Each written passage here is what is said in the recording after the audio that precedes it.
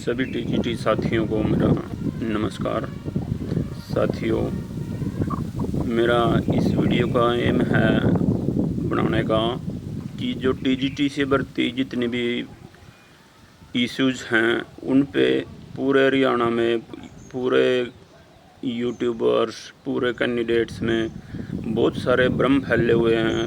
कोई कुछ कह रहा है, कोई कुछ कह रहा है, सबकी अलग अलग धारणाएं हैं, जबकि कैंडिडेट को भ्रमित किया जा रहा है। तो जितनी भी सच्चाई है मैं आपको वो बताने की कोशिश करूँगा। तो मेरा कोई न तो इसमें यह है कि मैं यूट्यूबर हूँ, पहली लाइफ में पहली बार वीडियो बना रहा हूँ, ना मैं आपको इस वीडियो में लाइक करने की बोलूँगा, ना मैं शेयर करने की बोलूँगा, न सब्सक्राइब करने की बोलूँगा। तो इसलिए मेरा इसमें कोई वो नहीं है, क्योंकि मैं इस टीजीटी भर्ती की तह तक जाके आया हूँ पिछले कुछ दिनों में, और वो आपसे सारे एक्सपीरियंस आपके साथ साझा करना चाहता हूँ। तो सबसे पहले तो मैं आपको बताना चाहता हूँ, अपने इंट्रोडक्शन देना चाहता हूँ, क्योंकि आप नहीं जानते होंगे मुझे। बहुत सारे साथी टीजीटी तो नहीं जानते, पीजीटी जानते हैं। मैं दिनेश चौधरी, गांव मेरा बुखापरी है, निगदू के पास है, करनाल डिस्ट्रिक्ट में। मैं पीजीटी फिजिकल एजुकेशन हूँ, लेक्चरर इन फिजिकल एजुकेशन, और मैं स्टेट प्रेसिडेंट भी हूँ अपने lecturer physical education association Haryana का। तो इस टीजीटी भर्ती से मैं क्यों जुड़ रहा हूँ, क्योंकि बहुत सारे मेरे टीजीटी साथी भी हैं फिजिकल एजुकेशन के। वो काफ़ी दिन से रिक्वेस्ट कर रहे थे कि सर इसमें भी हमारी इंटरफेयर करो, आओ और हमारी भर्ती में कुछ हेल्प कर दो हमारी। तो इसलिए मैं काफ़ी दिन से अवॉइड कर रहा था कि आपकी भर्ती में काफ़ी लोग लगे हुए हैं, वो कर लेंगे, क्योंकि उन्होंने मेरा पिछली भर्तियों में पीजीटी भर्ती थी, उसमें मैंने उन बच्चों की हेल्प की थी, बहुत सारे बच्चों की। तो अब भी वो बार बार काफ़ी दिन से रिक्वेस्ट कर रहे थे। तो मैंने सोचा भी चलो, अब काफ़ी टिपिकल मामला हो गया है, बहुत सारी अफवाहें आ गई हैं। कोई कह रहा है भर्ती बोर्ड 15% निकाल के 15% सीट रिजर्व कर रही है और रिजल्ट निकाल लेगी। कोई कह रहा है सरकार भर्ती करना नहीं चाहती, कोई कुछ। तो अलग अलग भ्रम हैं। तो उनमें से जैसे डाउट हैं आपके, मैं आज आपको वो क्लियर करना चाहता हूँ। डाउट है आपका कि सरकार भर्ती नहीं करना चाहती है, सरकार भर्ती करने के मूड में नहीं है, या री एडवर्टाइजमेंट होगी ये भर्ती भी। दूसरा है कि यदि चाहती है तो खुद एप्लीकेशन क्यों नहीं लगा रही सरकार, थर्ड पार्टी के लिए क्यों बोला जा रहा है।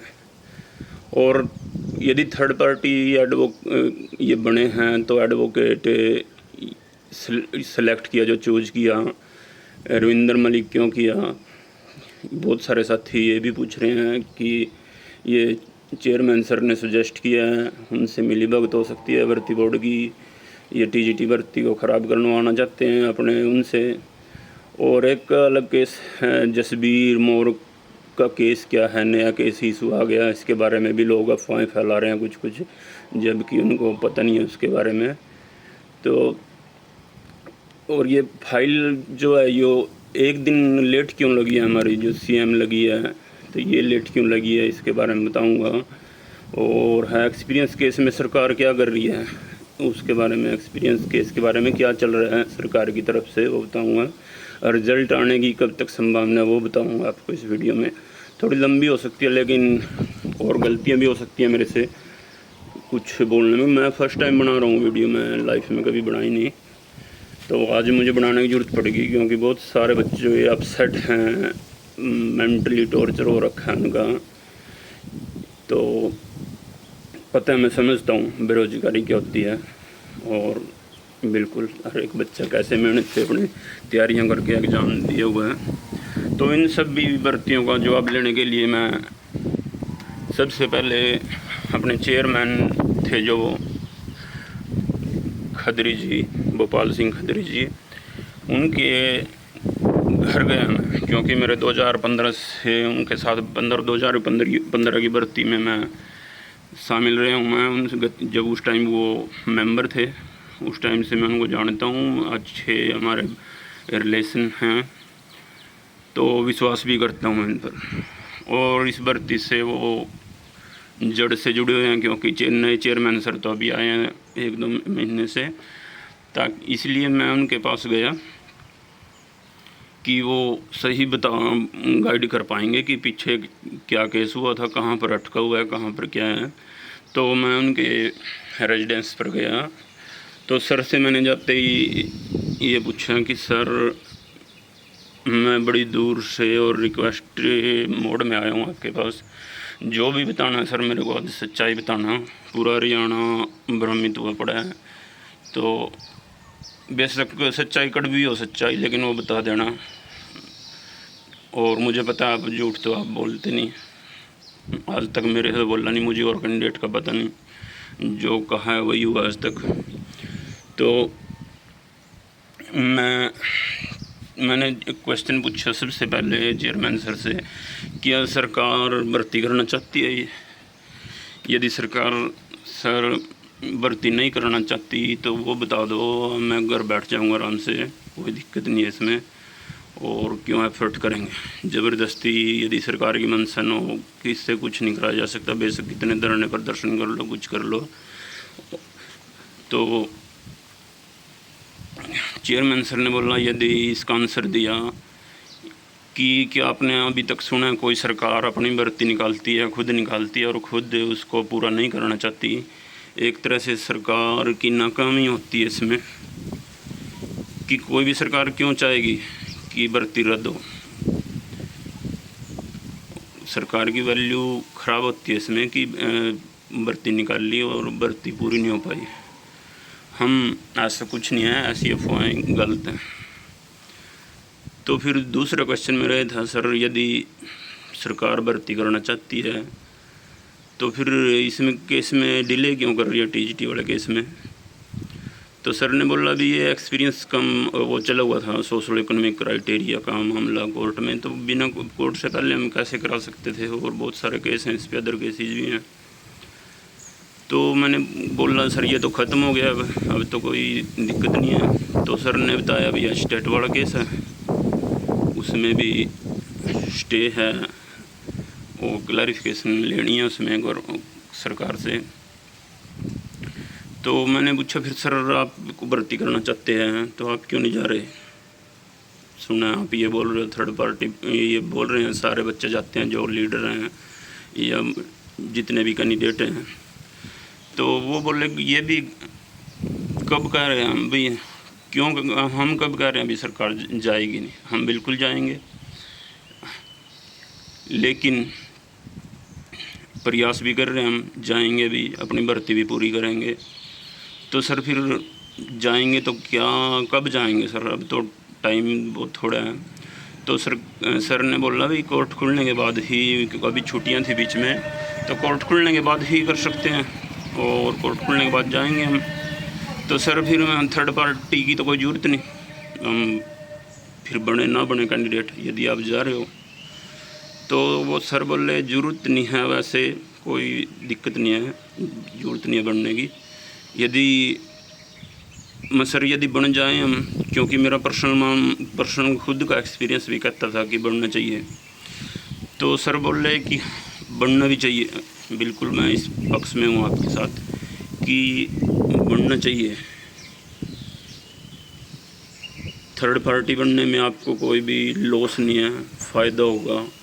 कोर्ट में भी जाएगा कि कैंडिडेट पीड़ित हैं, और अर्ली रिंग की आप भी जा सकते हो।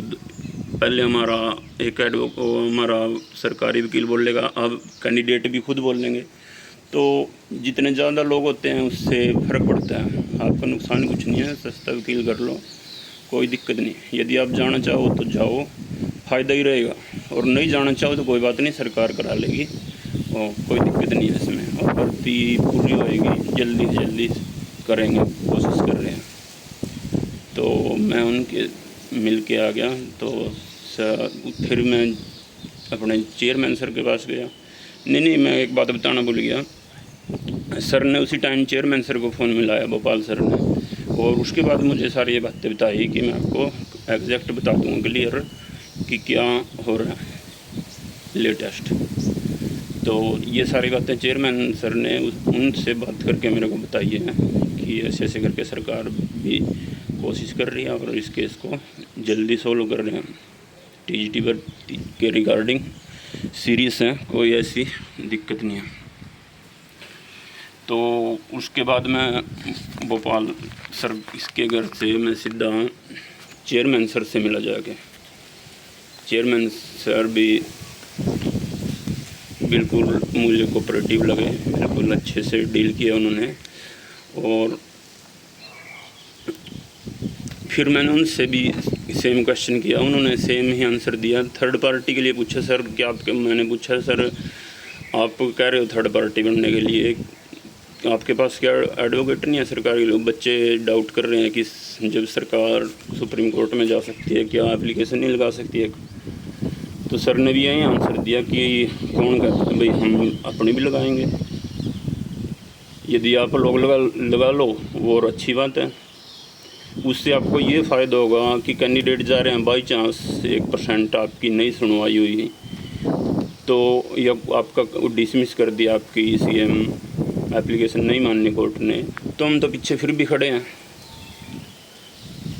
मान लो मैं ही खुद का एग्जांपल दे रहा हूँ, फिल्मों में जैसे एक होता है हीरो के साथ यदि जो उसके आगे वाले होते हैं वो पिट जाते हैं, लास्ट में हीरो आता है फिर बचाने। तो एक तरह से हम कैंडिडेट तो अगले नुमाइंदे हैं, लास्ट में राजा बसता है, जो राजा HSC है वो लास्ट में फिर वो लड़ने का उसके पास ऑप्शन होगा। और यदि शुरू में HSC हार गई तो कैंडिडेट फिर जा भी नहीं सकते थर्ड पार्टी बनने और अपनी अपील करने, अपने विचार रखने बिल्कुल भी। तो थर्ड पार्टी बनने में मुझे पता था, खुद भी मेरा मानना था कि फ़ायदा है। उसके बाद डिसाइड हो गया, मैंने सोचा भाई चलो थर्ड पार्टी बनना चाहिए, नुकसान कुछ नहीं है इसमें। ज़्यादा से ज़्यादा क्या होगी, सरकार कोर्ट बोल देगा भी नहीं हम आपकी नहीं मान रहे हैं, जो भी कुछ है सरकार के साथ ही करेंगे बात, क्या होगा इससे? कुछ नुकसान क्या होगा हमारा? 400-500 रुपये पर कैंडिडेट का नुकसान हो जाएगा। और मैंने सारे TGT कैंडिडेट्स को जितने मेरे नॉन थे उनको बोल दिया भाई जी ज़रूरत पड़ेगी थर्ड पार्टी बन जाओ, कोई नुकसान नहीं इसमें। और उन्होंने बोला सर आप डील करो सारा कलेक्शन वगैरह। मैंने बोला भी मैं कलेक्शन में तो बिल्कुल भी ना पैसे बिल्कुल भी न अपने खाते में लूँगा ना किसी कैंडिडेट से लूँगा, ये आप लोगों को डिसाइड करना है कौन सा वकील कर रहे हो, आप क्या कर रहे हो। तो मुझे पता लगा कुछ कैंडिडेट ने, उसके बाद भी जब बारी आई तो पवन खड़ोदा जी हैं, उनसे मेरा इंट्रोडक्शन हुआ पहली बार।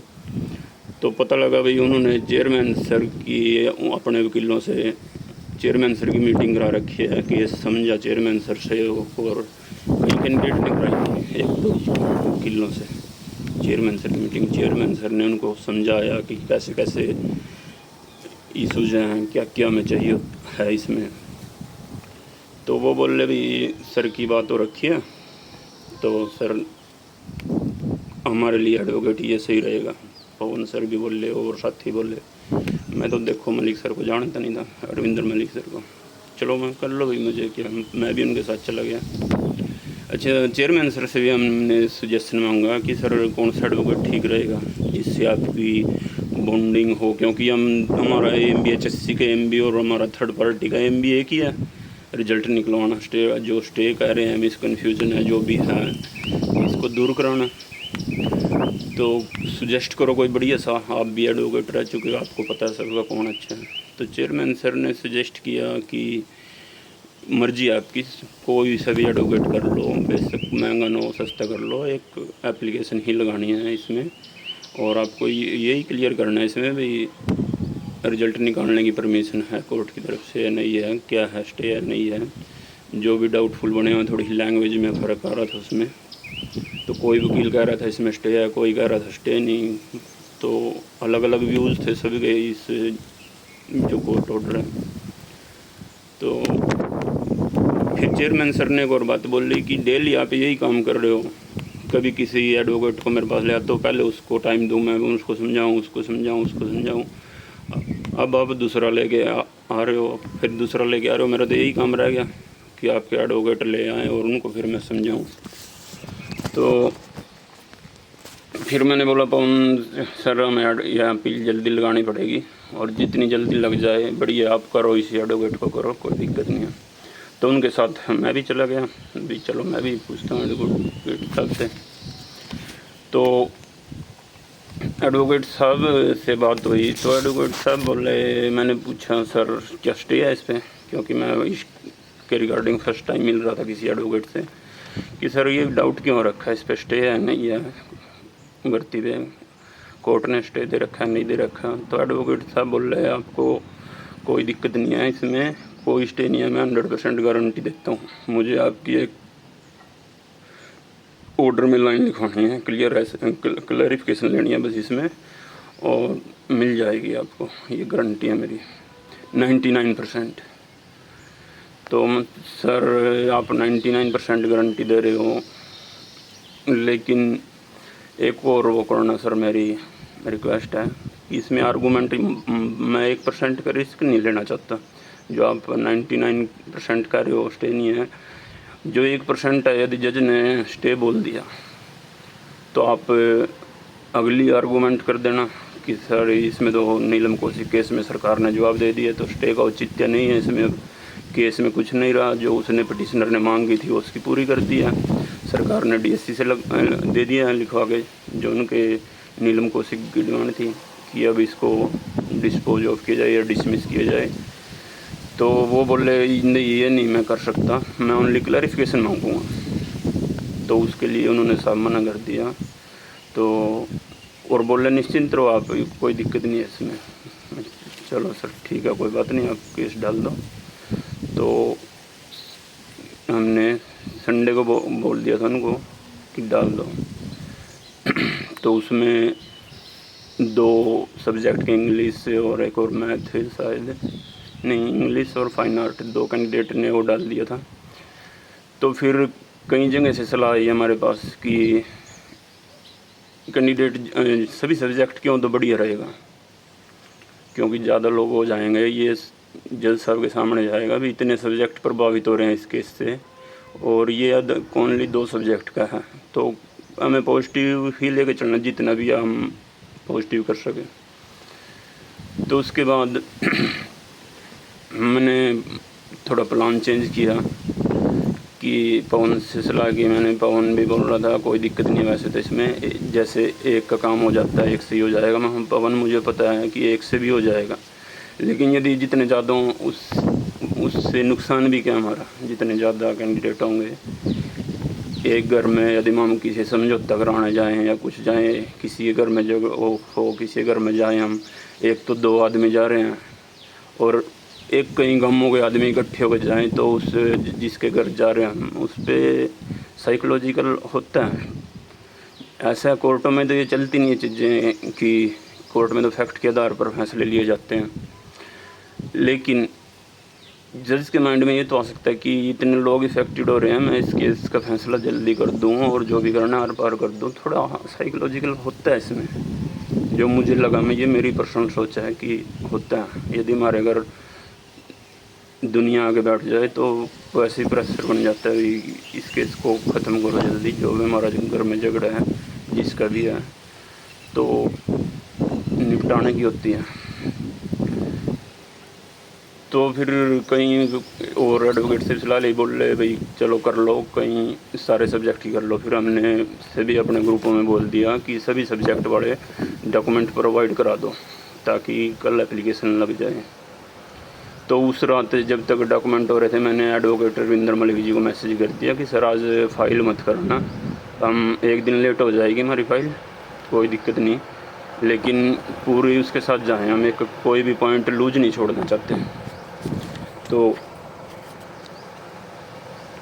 क्या हुआ, मैं अगले उस सारी रात हमने वो किए, सभी सब्जेक्ट के डॉक्यूमेंट्स इकट्ठे किए।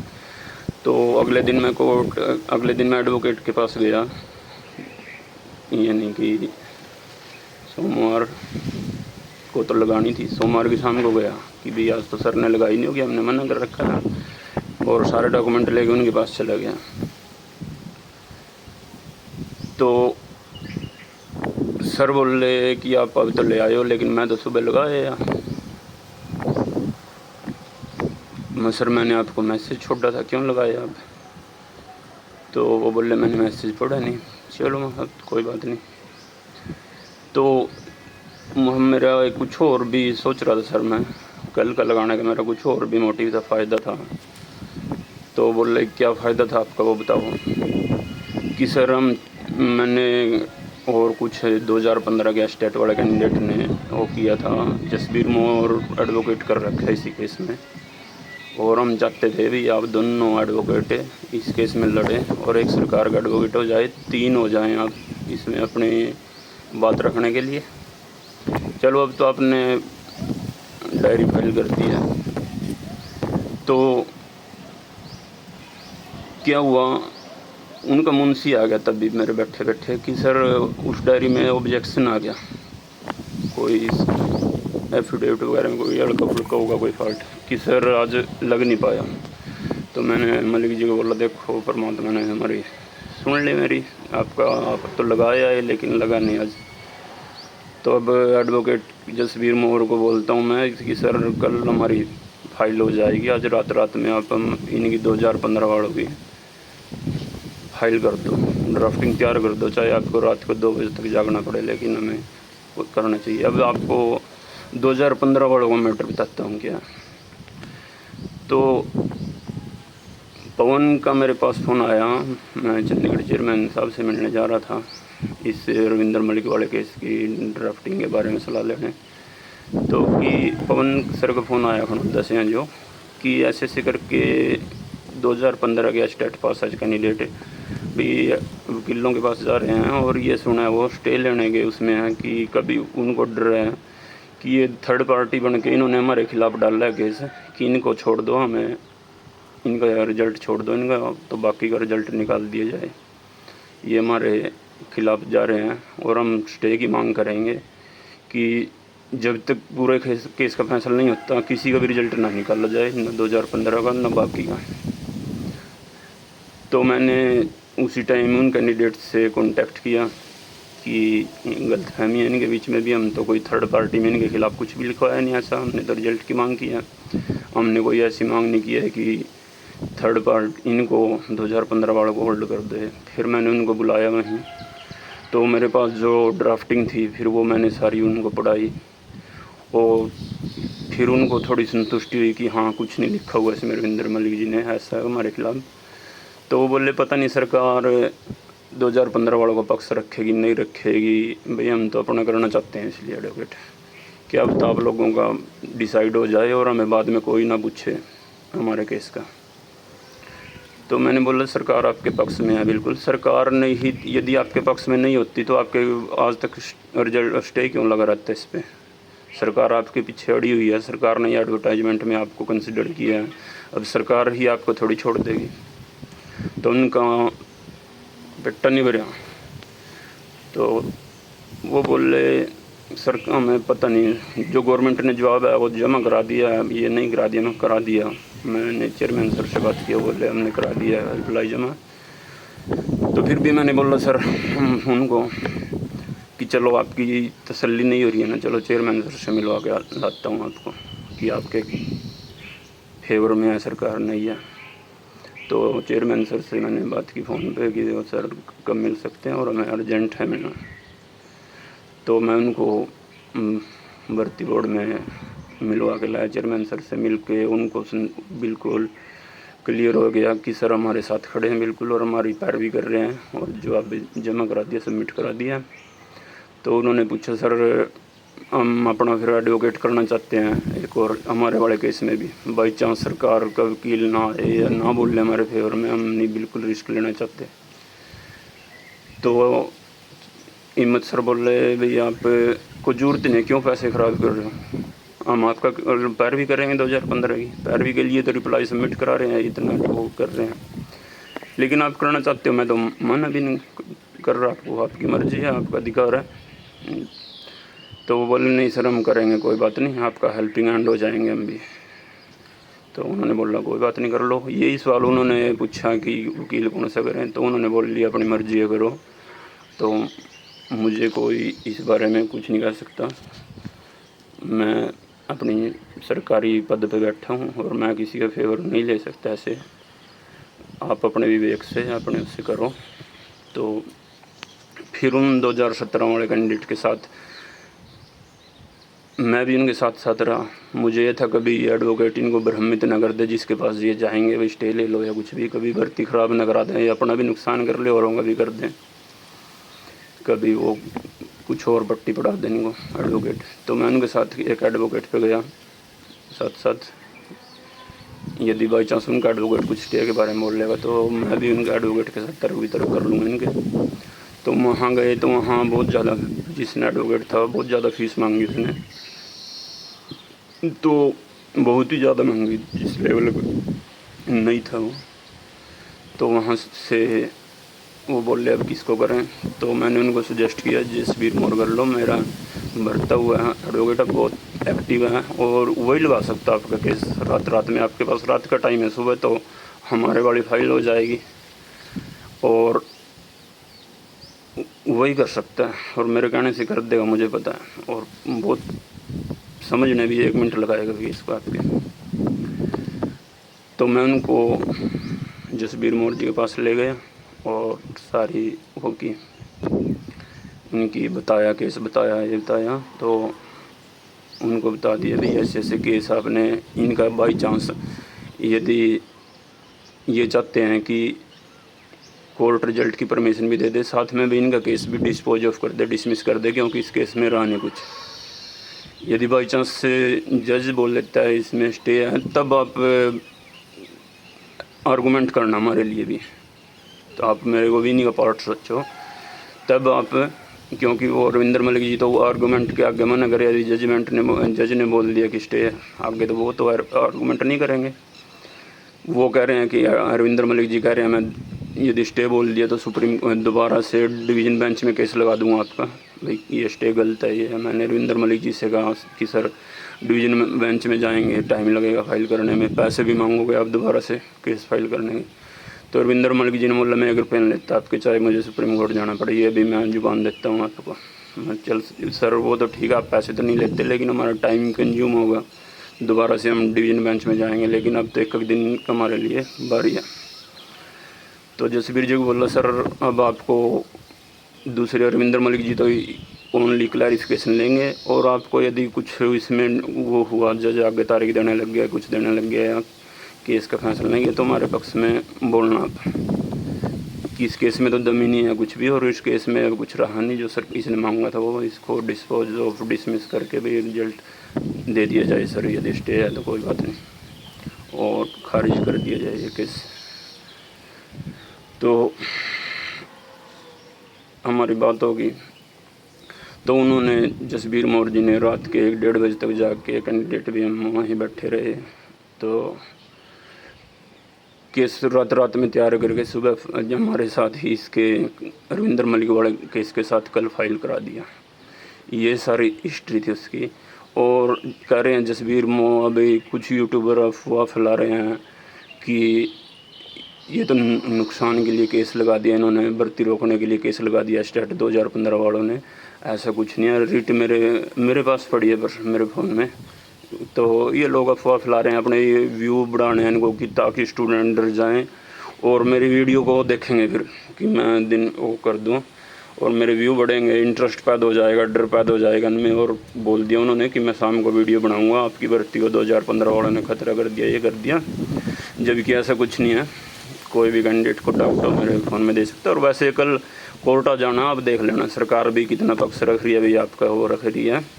तो इस केस में मतलब इन्होंने हमारा एक और 2 फ़ायदे हो गए, जो मैं रविंद्र मलिक सर को कह रहा था वो नहीं कर रहे थे, जसबीर मोर जी करेंगे, वो 2015 वालों ने इसका इंतज़ाम कर दिया कि बाई चांस 1% यदि स्टे बोल देते हैं तो आगे आर्गूमेंट इस केस को ख़त्म कराने की जसबीर मोर जी पैरवी करेंगे, साथ में गवर्नमेंट एडवोकेट करेंगे पैरवी। उन्होंने भी अपनी तैयारी कर ली है।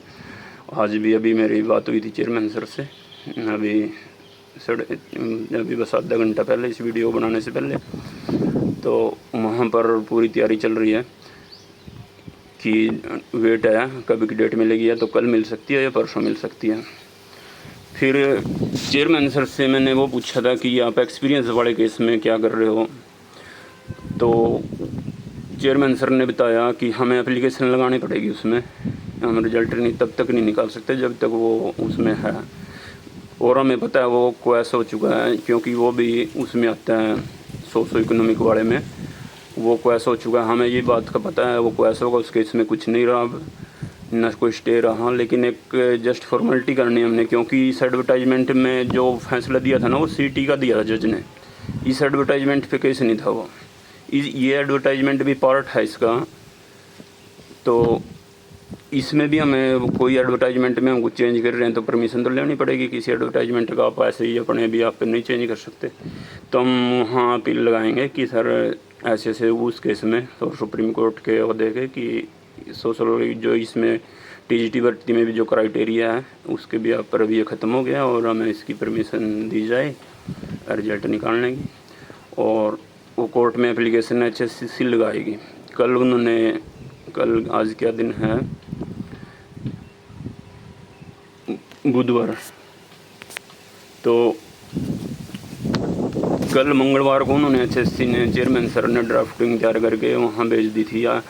आज अभी मैंने लेटेस्ट अपडेट लिया है, तो AG ऑफिस में वो फाइल है, उस पर वहाँ जमा होने के बाद वहाँ पर एक स्टडी होती है, बैटिंग बोलते हैं उसको शायद, बैटिंग सा कुछ वर्ड है लीगल, वो एप्लीकेशन चेक की जाती है कि ऑल ओके है नहीं है, तो उसके बाद वो फाइल करते हैं। आज उसकी चेकिंग हो रही है, मेरे ख्याल कल 100% लग जाए, 100 नहीं 90% मान के चलो लग जाए, क्योंकि आपको पता ही है बहुत काम होता है कोर्ट में, बहुत सारे केसेज होते हैं, तो उम्मीद है मुझे वो कल लग जाएगी। तो रिज़ल्ट के बारे में सोच रहे हैं लोग कि रिज़ल्ट तो अगस्त में आएगा, ये आएगा, तो चेयरमैन सर का कहना है कि जैसे ये दोनों केस से हमें परमिशन मिल जाती है उससे 1-2 दिन मैक्सिमम लगेंगे, उसके बाद हम तुरंत रिज़ल्ट निकाल देंगे। और अभी तो हमारे पास वो टाइम है, क्योंकि अभी हमारे पास TGT का ही काम पे ध्यान दे रहे हैं हम, क्योंकि आगे हम बिजी हो जाएंगे CET वाले में, पुलिस भर्ती में बहुत सारे टेस्ट हैं, सरकारी वकील भी अवेलेबल नहीं हो पाएंगे। इसलिए मैं चाहता हूँ कि TGT को जल्दी से फारिग कर दूँ। और मैं तो मानता हूँ कि रिज़ल्ट बड़ी जल्दी, यदि कोर्ट में जो सब कुछ हमारे सोचने के अकॉर्डिंग रहा तो बिल्कुल आपका रिज़ल्ट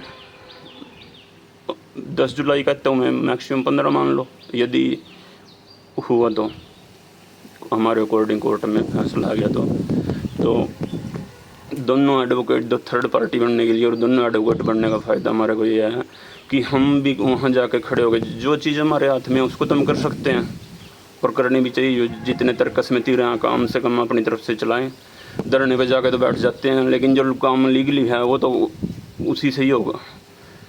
चाहे धरने पे जंतर मंतर पे कह रहे हैं कुछ यूट्यूबर, जंतर मंतर पे जाके बैठते हैं, भाई आते तो आप लोगों ने 50 लोग इकट्ठे हो जाते हो, या तो फिर 20,000 ने जितने फार्म भर रखे वहाँ बैठो जाके, फिर तो धरने का फ़ायदे भी है। 50 लोग बैठ के सरकार पे क्या प्रेशर बना लोगे, और सरकार भी चाहे 20,000 जाके बना दो जज की परमिशन के बिना, तो वो फिर भी नहीं कर सकते, फिर तो लाठीचार्ज ही होगा, क्योंकि बगैर जज के तो ये प्रेशर बनाने से नहीं हो सकता।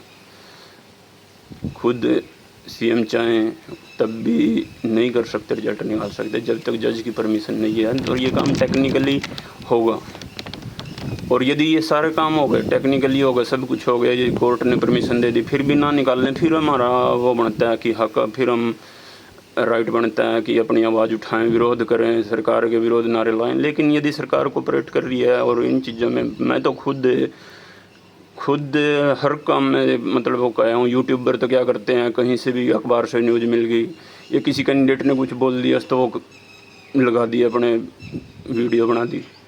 लेकिन तब बनानी चाहिए वीडियो यदि खुद पता हो, किसी दूसरे का भरोसा, किसी कान सुनी बात पे विश्वास नहीं करना चाहिए। ऐसे वीडियो डाल देते हैं, कोई कुछ डाल रहा है, कोई कुछ डाल रहा है, बेचारे कैंडिडेट हैं परेशान हो रखे हैं बेरोज़गारी से, और एक डर बैठा हुआ है कि भर्ती रद्द न हो जाए। और जो मेरिट में कम बच्चे, जिनका हम ये लग रहा है जिन बच्चों को मेरिट में नहीं आए, हम वो चाहते हैं भी किसी न किसी तरह से भर्ती रद्द हो जाए। भर्ती रोको गैंग है या BJP विरोधी गैंग पार्टी हैं, वो चाहती हैं कि सरकार की थोड़ी इसमें तौहीन वो होगी, कम होगी वैल्यू तो माहौल अच्छा नहीं रहेगा कि अपनी भर्ती नहीं कर पाए वो। तो ऊपर सरकार ने भर्ती बोर्ड को फ्री हैंड कर रखा है कि जितनी ज़्यादा जल्दी हो सकती है इन कैंडिडेट को भर्ती की जाए इनकी। तो आप निश्चिंत रहिए और अच्छा सोचें, पॉजिटिव सोचें। जो हमारे हाथ में वो कम से कम वो करना चाहिए, हमें बिल्कुल करना चाहिए। जब हमारे हाथ खड़े हो जाएंगे तब जाके हम कर सकते हैं, उसके बाद भी ऑप्शन है हमारे पास। लेकिन जब तक हमारे अंदर तर्कस में तीर है वो तो चलाओ कम से कम।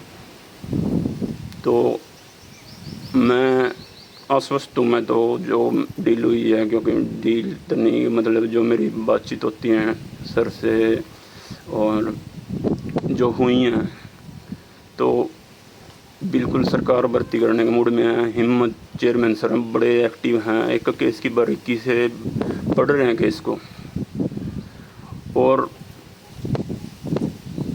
रात तक जागते हैं, लेट रात तक। तो आप निश्चिंत रहें।